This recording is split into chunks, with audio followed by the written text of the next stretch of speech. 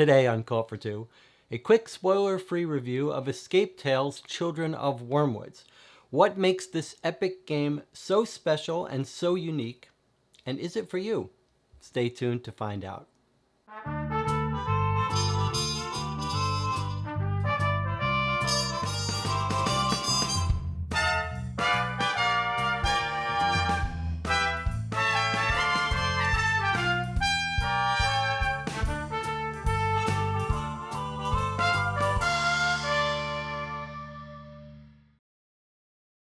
Some quick preliminaries first. I purchase all of the games we play and review on the channel myself. I have no relationship with any publisher and no sponsors. This video will be completely, well, more or less spoiler-free. I'm going to spend a little bit of time in the beginning showing you the components. I really think you shouldn't worry about that kind of stuff, but if you are really a stickler, you can use the timestamps to jump around. This game is currently, as of 2023, on Amazon for about 40 bucks. It's part of a series of games called Escape Tales. There's 3 of them. There's The Awakening, Low Memory, and now this one, Children of Wyrmwoods. They're all very long. This one is recommended at 450 minutes. It took me 27 hours to play this live on YouTube. You can watch our playthroughs of the entire game and then our full spoiler-filled discussion of it on YouTube after you finish playing it. What are these Escape Tales games? They're actually quite innovative. They broadly fall into the category of escape room games. That is, games with some narrative, and then they're mostly puzzle-based. So you're trying to solve logic or spatial puzzles. Sometimes these kinds of games have you ripping up and tearing and assembling pieces. This one doesn't. There's no destruction of elements here. But those escape room games tend to be single short session games without that much narrative and fairly stereotypical in how they're presented. This one is much more ambitious and much more unique in trying to meld different elements of different games, including some gaminess and choose your own adventure stuff. We'll talk about some of that as we go on, but this really is a unique game, in addition to it being uniquely long. So we're really dealing with a game in its own little category here.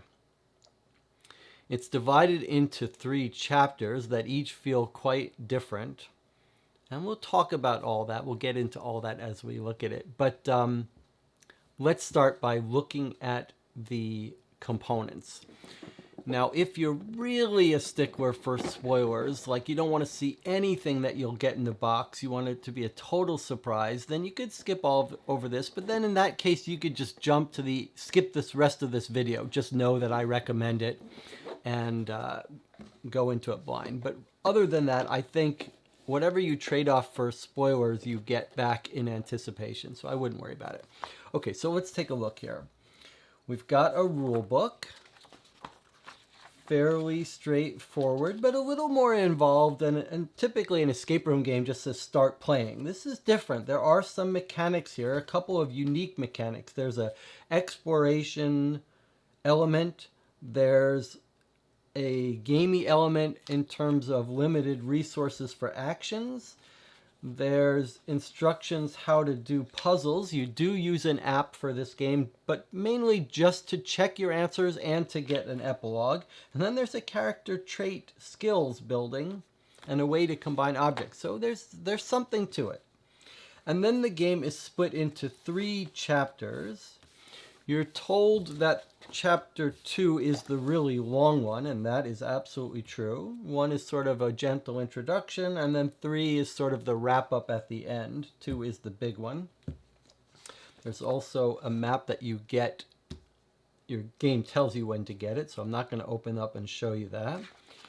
But just to take a look at the kind of, we'll just flip through. These paragraphs here are all story elements that you would read, but also in addition to story elements, they're instructions of when to take certain cards. So in this game, you sort of progress through deck of cards. It's all card based, but after you solve a puzzle, you'll be told to read a paragraph and then retrieve new cards for new puzzles or travel to a new place. So if we take a look at the components, there's three basic kinds of components.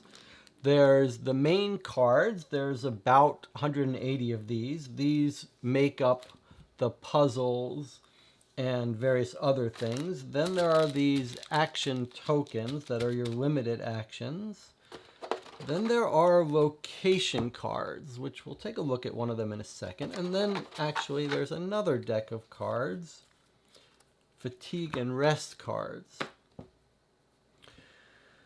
So let's take a look at them quickly, just to give you some idea. I'm not going to take a look at the fatigue and rest. I'll tell you why in a second. And we don't need to look at these action things. But here we have the deck of location cards. So during the course of this game, you'll be traveling to different places. I'm going to show you what the first one looks like. It's not a big deal. Don't worry about it. As long as you don't study it too hard. This is something you'll be told to open up very soon after you start playing. But this gives you an idea of how this game works. So you go to a location. You're always at a location. And you can see we've got a grid of places you could go. So you can go to any of these 12 places in your location to study what's there. And one of the cons of this game is you do have to have good eyesight or your glasses. And then you would use your limited action tokens. You might be told you have 6 in the beginning. And you'll say, okay, we want to go here and look at that. And the way you go there is, whenever you go to a location, you get a card like this, which basically tells you, I guess that one's a little confusing because it doesn't have all of them, but basically it tells you what number each of these grid locations corresponds to, what paragraph to read. So if you wanted to go here, you would find it on this grid and then read that paragraph.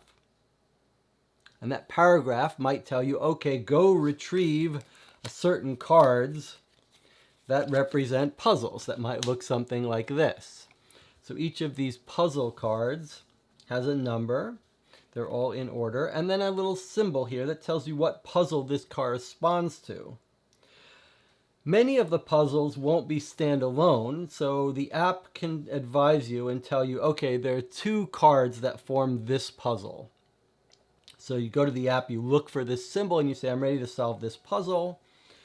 And the game will advise you that you should do that when you get a puzzle card. And so when you go to the app and say, okay, I'd like to work on this puzzle, it will tell you, okay, you need 2 cards for this puzzle. And it'll tell you this puzzle has like a 6-letter answer or a 3-letter answer. So all of the puzzles can have different formats for their answers and use different number of cards.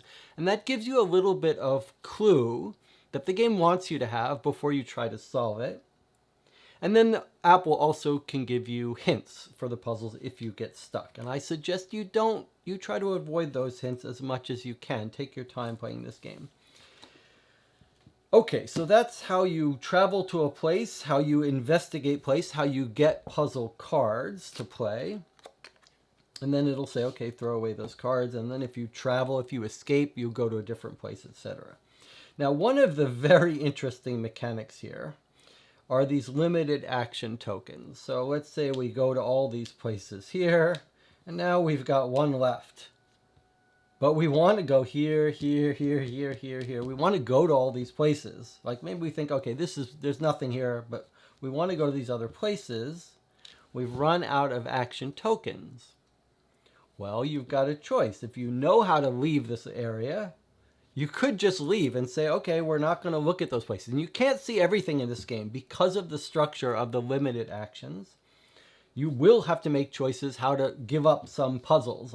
And the game is set up when you get to the end, there are some puzzles you won't have seen because of the choices you made.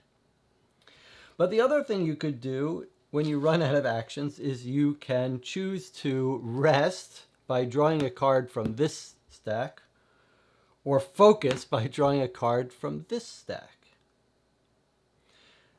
These stacks are organized by chapter, so there's a different stack for chapter 2 and 3, and they're in order. So the more you do it, the more you go through these decks, presumably the worse the consequences are. I'm not going to show you what's in these decks because that's one of the real surprises and stresses of this game, is saying, well, we're going to pay a cost if we hang out in this area and rest, but there are more places we'd like to visit. And one of the really interesting decision spaces in this game is when to rest, when to focus. Can you figure out the consequences of doing so? Can you intuit the cost benefit? How important is it for you to look at some extra area that you haven't been, etc.? And if you watch our playthrough, we agonize quite a bit over those decisions. They are weighty feeling decisions. How much of that is an illusion, we'll talk about a little bit.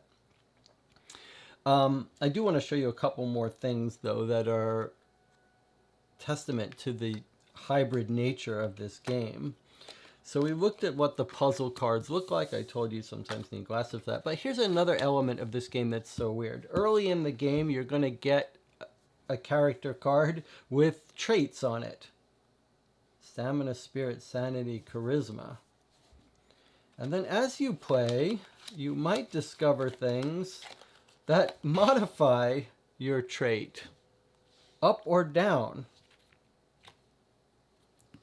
So you can see I've got an item that's got its own description. It's actually an item you can use, but also modifies my traits. Now, what is that good for? What's the consequence of that? I'm not going to tell you about that. That might spoil it. But you will be messing with your traits, some negatively and positively, and the decisions you make will affect that.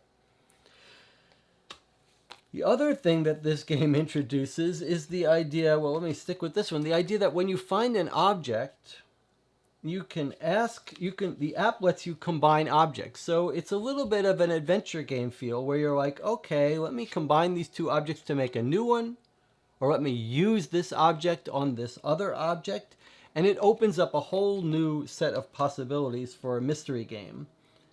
Sometimes you just find an object, you don't know what it's for, you carry it around with you until you find a use for it. And the game sort of embraces this idea of branching choices, multiple paths to solutions. So it really does often feel a little bit like an adventure game, where you might have a choice to use this with this, or tackle this problem this way. So you've got real traditional escape room puzzles, but then occasionally you have these adventure game things, and you can make mistakes and damage things and there are ways to do the wrong thing in this game. But the game ensures that you're still going to get to the end. You can't do anything that will ruin your experience. And then lastly, carrying on with this idea of choose your own adventure, sort of branching paths, occasionally you'll get something like a narrative choice, where you're just given two options. And is there a wrong answer? Is there a right answer? Does it just get you two different ways to get the same thing? I'm going to leave that for you to discover. So let's talk about pros and cons, and then I'll give you my final thoughts here. There are lots of pros for this game. I really loved the experience of playing it. It is an epic, long experience, and it feels like that. I mean, it feels like you're really traveling this big area. There's tons of puzzles. It's very rare to find a game, an escape room game, that's this long and takes its time, slow burning this story, the story that continues from start to finish. It's an interesting story. You won't be able to predict exactly where it's going. Very atmospheric. You are always curious to see what's next. It's not an amazing story. The writing isn't amazing. You don't read it and think you're reading the work of a skilled novelist. It's a little bit light and a little bit fantastical. and a little bit maybe sort of stereotypical of this sort of supernatural world type stuff. A little bit cartoonish at time, tongue-in-cheek at time, but there are some heavy little elements to it that always give you a little bit of fear and a little bit of imbalance, not really sure what could happen. There is a real sense of traveling. The breaking up into 3 acts, 3 chapters really does work. They feel completely different. And you feel like you're really walking around in a real place, in a real world. The puzzles are consistently solid, some better than others, but all of them, you know when you've solved it. So you will get stumped, you will look at it, you'll be like, I'm not sure what to do. But the fact that you've got different cards combine.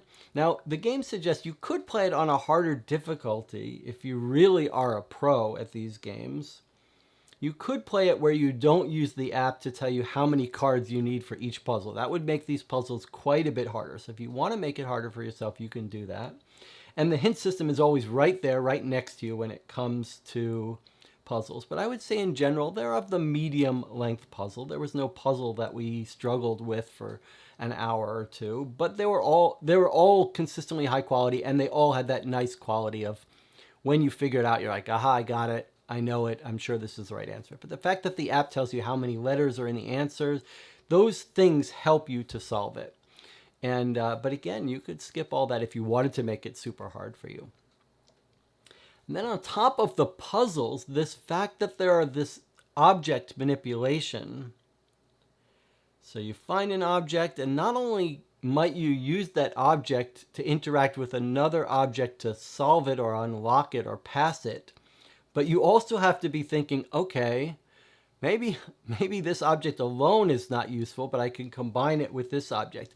And the way they use the app for that is very clean, very simple, streamlined. It's an enjoyable mechanic. And you could, even if you encounter another person, you could try giving them the object. It's a very clean, elegant solution, and does enhance the experience of trying to solve these puzzles. Does add this extra little thing to how you would tackle every puzzle, thinking about, is there a way to use this object?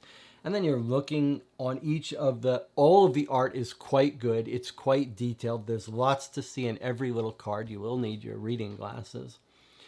And it's all useful. Like, there were a bunch of times when we were trying to figure something out, or even just decide where to go. And a very detailed, it rewarded us really looking at the cards and saying, wait a minute, I see something there that might help us with this task. So let's go there. That's a additional kind of little meta puzzle of the game, deciding what's worth your time. Where should you go if you have limited resources, limited actions? So very satisfying mix of things, and a nice mix of puzzle types, spatial, logical, etc. The branching choices that are somewhat psychological, somewhat arbitrary, I enjoy. I enjoy it.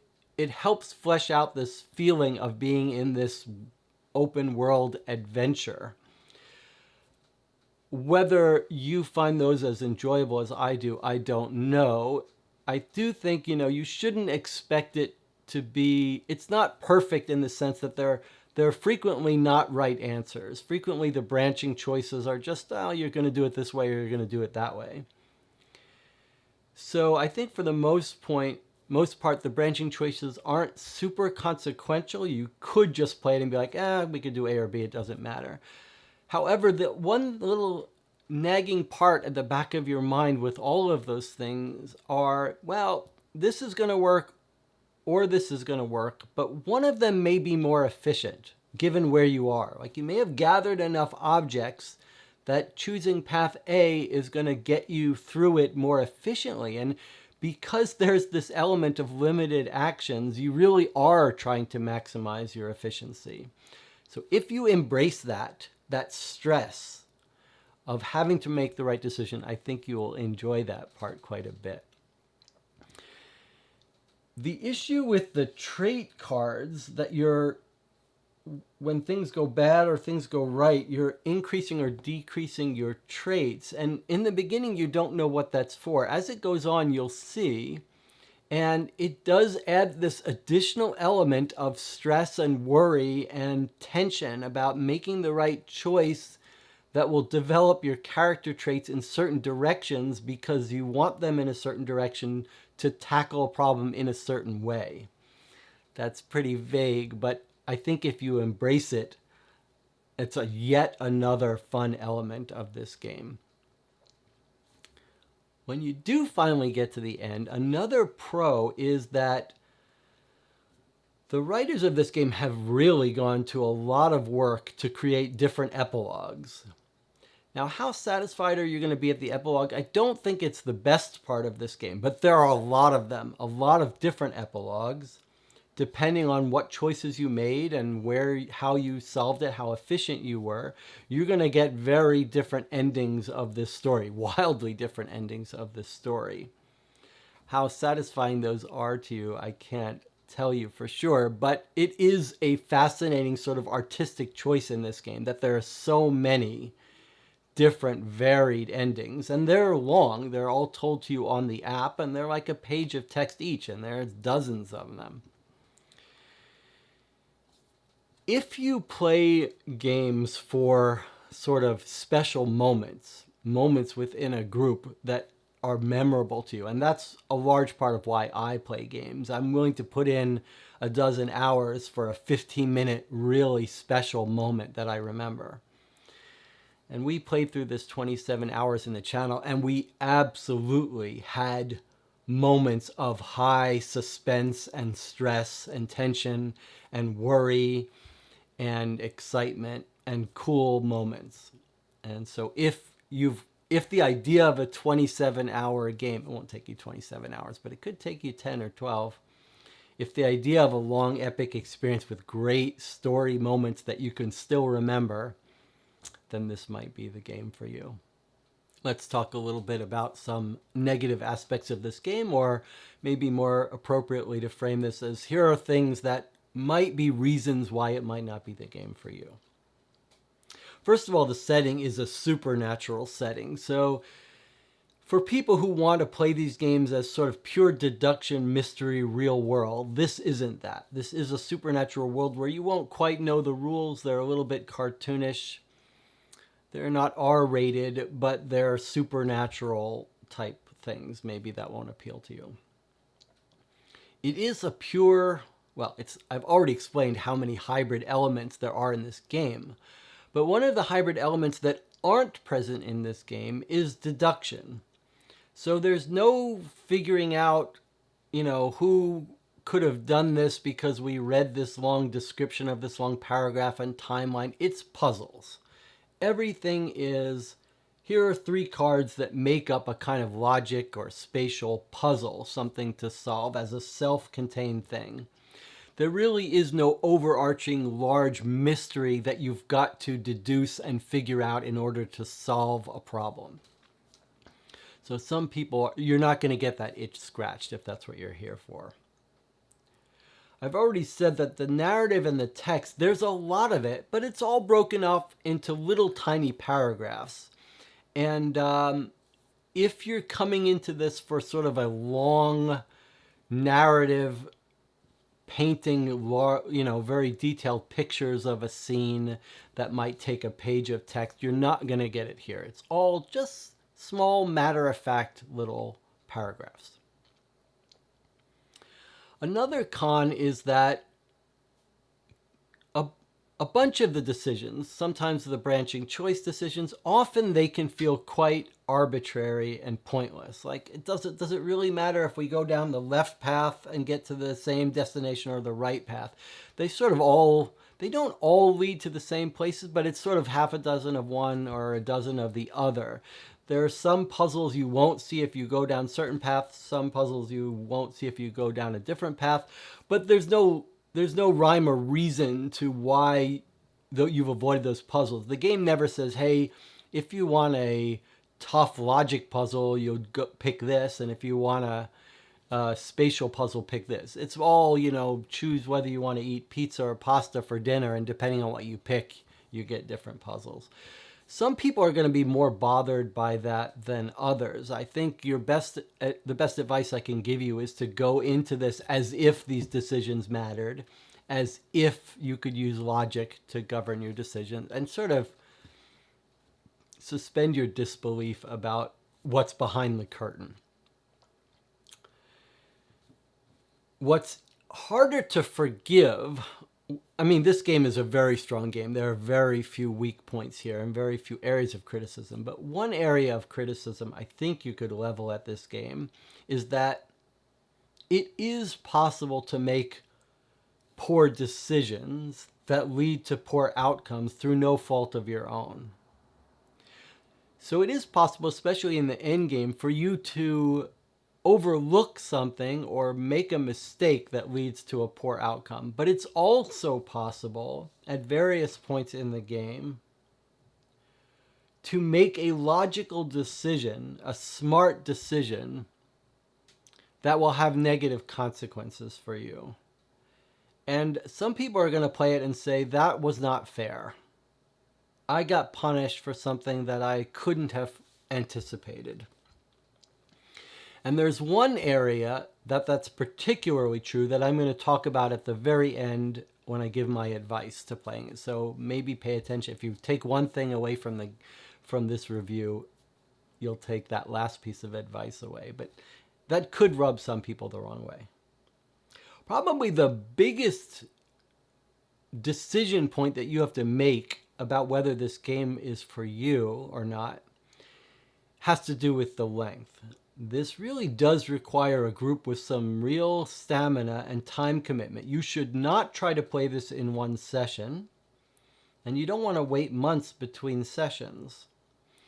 So I think you'd probably be well advised to break this up into 3 sessions, maybe 4 sessions based on the chapters. Take your time, but you really do need to play with a group that has the time commitment and won't rush. These puzzle games become quickly unpleasant if you're in a rush to finish them. So you're going to have to find a group to play through that has got 12 hours to play. And I've said this before, I'll say it again. With these difficult games and games that require real time and patience, playing these solo is really, you have to be a special kind of person to enjoy playing these solo. And I think maybe this game even more than others, there are certain people that enjoy doing these solving puzzles solo, alone. And I think that's fine. But here there's something else going on that's going to be hard to enjoy solo. And that is sort of the purposeful embracing of stress and tension and anxiousness. It's very hard to do that solo. So it's very hard if you get a piece that's like, okay, you're in this dangerous situation, you get a card, a choice. Should you do this? Should you do that? Or should we spend an extra action to get information? It's a decision that's not made with logic alone. It's a psychological decision of your personality and your disposition. And one of the things that we enjoyed when we played it on the channel was discussing and debating that. And really that is much more enjoyable when you've got someone else in the room with you and you're like, should we go down this dark corridor? And that one person's like, yes, let's do it. I want to see what's there. And then there's an enjoyment that comes from saying, well, I don't really want to do it, but I'll defer to you and then I'll blame you if we get it wrong. Or the two of you holding each other scared and saying, okay, let's take the leap of faith and jump over. And it's hard to get the enjoyment of that stuff alone. So I really think this, again, falls into these category of games that you would be well advised to find someone else to play with. Another group of person that might not love this game is the kind of person that doesn't want any gamey elements added to their mystery deduction puzzle games. Having said that, I'm largely in that camp, and I thought this is one of the most successful attempts at doing that. The limited resources, but the fact that you can get more actions if you want, but you have to pay a consequence by drawing these surprise cards from the fatigue and rest deck. To me, it works. It's a winning combination. But some people who are real sort of purists might say, I don't want adventure mixed in with my puzzle and logic. If that's you, this game might not be for you. Most of the puzzle cards you play with are sort of playing card size, but there's a lot of information in them. And I think one of the cons for this game might be that it can occasionally be hard to see the details of these cards. So if your eyes aren't good and you don't like wearing glasses, or you're playing with a group where it's hard to sort of look at stuff, I think that could be a negative. Or if you don't enjoy that process of sort of scrutinizing a card, looking for details, then you're going to miss out a little bit on this game. And then occasionally what makes that worse is there's an occasional puzzle that relies on something very sort of arbitrary on the cards. But again, if you get stuck, there's a good hint system. I wouldn't stress too much about it. It's a minor aspect. Maybe the last con, the last thing that could be less than satisfying for you, are the epilogues. And that's going to depend. I guess what I would say about the epilogues is they're not the most, they've sort of gone for quantity over quality here.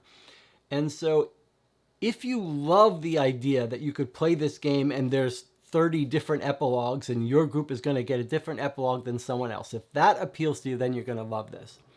But if you're the kind of group that wants one that would have liked a really well-crafted story as your epilogue, super satisfying, you may not get it here. I think this is more about the journey than the ending. The epilogue is more like a sort of a fantasy future, how this world would unfold. And it's more curious than it is satisfying. Final thoughts and advice here. If you couldn't tell by now, this is a real favorite of mine, a unique experience. I love these long, epic games. There are so few of them, and so few do it as well as this. This really feels like a unique experience. Now, I say unique. There are actually 3 games in this series. I've played The Awakening, the first one. I haven't played Low Memory yet. This is a huge improvement over The Awakening. If you've played The Awakening, it's much more of a standard puzzle game, whereas this is much more ambitious, much more of a hybrid game with gaminess, adventure, combining objects with puzzles, and much longer experience than The Awakening. In all ways, it's a more exciting, interesting game. So if you like The Awakening, you're going to love this, I think. If you love long games, you're going to love this. This is in my top 10 of longest mystery game experiences. And for me, almost that in and of itself would make it a wonderful experience. That this game manages to pull off so many different hybrid elements into a cohesive whole is quite remarkable. And it's quite a special game. The unfortunate thing is it doesn't seem like there's any evidence that they're going to make more of these. I really wish they would. I hope they would. The idea that you could get this for $35, there's a ton of game in this box. If you like long games, long mystery puzzle games, boy, this is the one for you. The fact that it mixes so many different elements, the game mechanics of resource optimization, the interactive combining objects to make other objects, like the adventure game element, the travel map system, the hardcore puzzles, the skill traits, and the improving or losing skills. It's all a fantastic combination of things that works really well, and it's unique. I don't know of any other game that does stuff like this.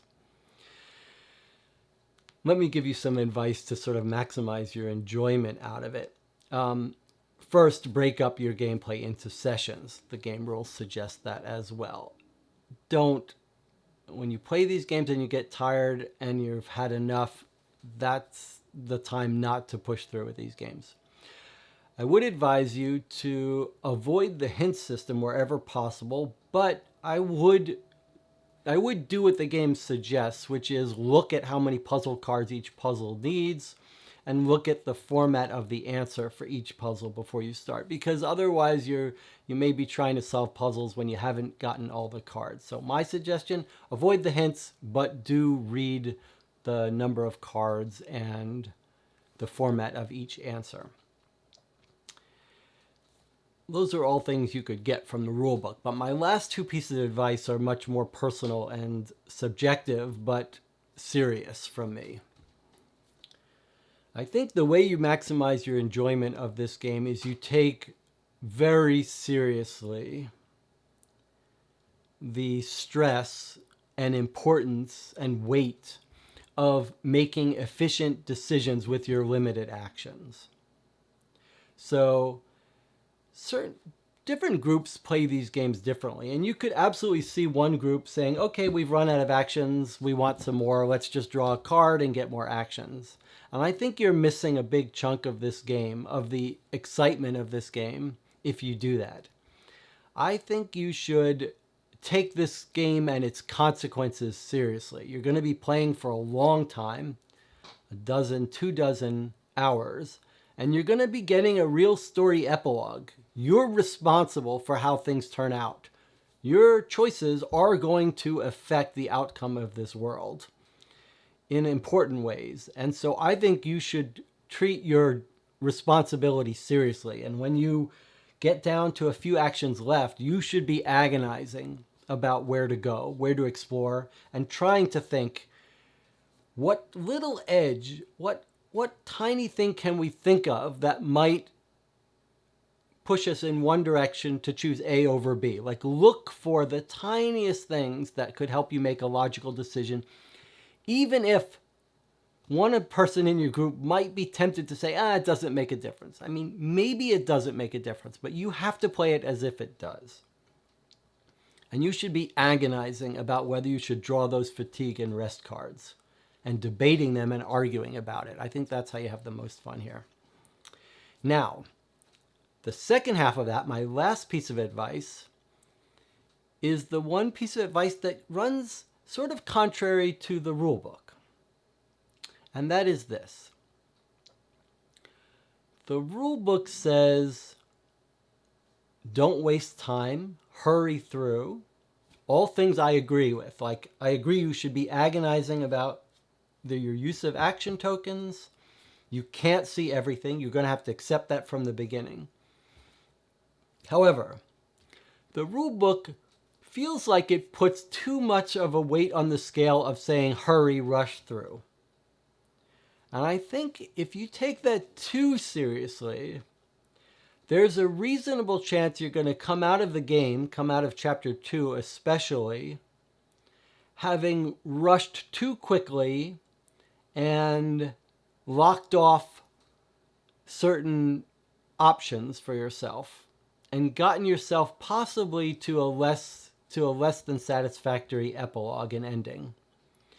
So I think my advice would be, especially in chapter 2, if you get to a place where you'd like to spend more time, don't be too scared about taking those fatigue and rest cards. Like, be scared about it. Don't just willy-nilly take them and spend more actions. But pick your battles. And especially in chapter 2, if you feel like you think there's more to find in a certain place, then spend that extra time. Spend those rest and fatigue. Maybe even a better, more specific way to say it without giving away any spoilers is you shouldn't be wasting time getting more actions to go just out of blind search. You shouldn't be just like, well, we have no reason to think there's more things to discover, but we're going to exhaustively search this area. That's being too cavalier about your limited resources. But if you get to a place where it's sort of like, well, you could get this thing, or this thing is really fascinating to you, but you're sort of out of time, then I would say, if it's fascinating to you, if it's compelling to you and you want to figure it out, then don't feel compelled to rush out of that scene. Take your rest or fatigue or focus and spend some more time and follow up on the things that fascinate you. So there you have it, my advice. If you do end up playing Children of Wyrmwoods or watching our 27-hour playthrough, I'd love to hear your thoughts. What worked, what didn't, if you got stuck in different areas, what epilogue you got. You could either post it as a comment on this video or on one of our playthrough videos. We actually, in addition to playing through the whole thing and then talking spoiler-filled discussion of the game and review of the game and the things we liked, I actually did a 3-hour separate video after we played at looking at the things we didn't see. So going back at the cards we missed and looking at the different epilogues. So after you play through the game and have your one single playthrough, you might even check out that video to see what you may have missed. If you like this video, I hope you'll give it a thumbs up and subscribe to the channel. Let me know if there are games you think I should play that you would be interested in seeing. Maybe there's a game you want to join us for a live play of. There's a Board Game Geek Guild forum for this channel. You'll find a link on the About page of this YouTube channel where we discuss all the possible games that are in the queue that we could play and where we try to coordinate and let people help decide what games to play next. Maybe I'll see you there. Either way, I'll see you on the next video.